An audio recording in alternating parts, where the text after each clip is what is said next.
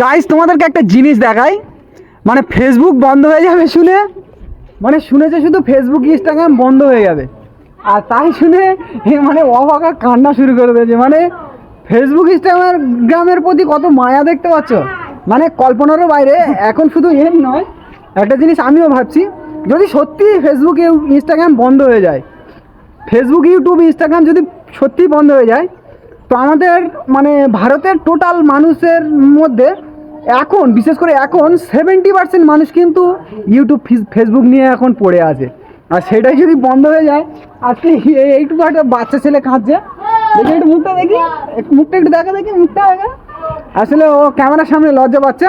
মানে আমি এক্ষুনি বলেছি, খবর দেখেছি, দেখে বলেছি ওকে যে ফেসবুক বন্ধ হয়ে যাবে, তাই শুনে ও মানে কান্না করছে।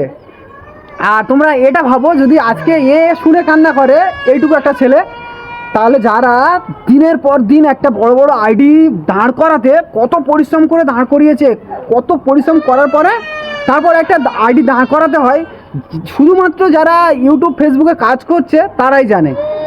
আর এটা যদি সম্ভব হয় যে বন্ধ হয়ে যাবে সত্যি, কি একটা অবস্থা হবে বুঝতে পারছো?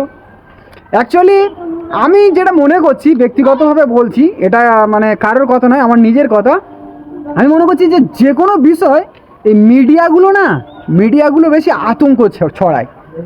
এখন ফেসবুক বন্ধ হবে কি না হবে তার কিন্তু কোনো ঠিক নেই, কিন্তু কিছু কিছু মিডিয়া দেখতে পাচ্ছি মানে ভিডিওতে এরকম বলছে, ফেসবুক বন্ধ হয়ে গেল, ইউটিউব বন্ধ হয়ে গেল, মানে সে কি গলাবাজি, ফেসবুক বন্ধ হয়ে গেল, ফেসবুক ইউটিউব বন্ধ হয়ে গেল, মানে কি বলবো, এটা এমনভাবে বলছে যেন ওই বন্ধ হয়ে গেল।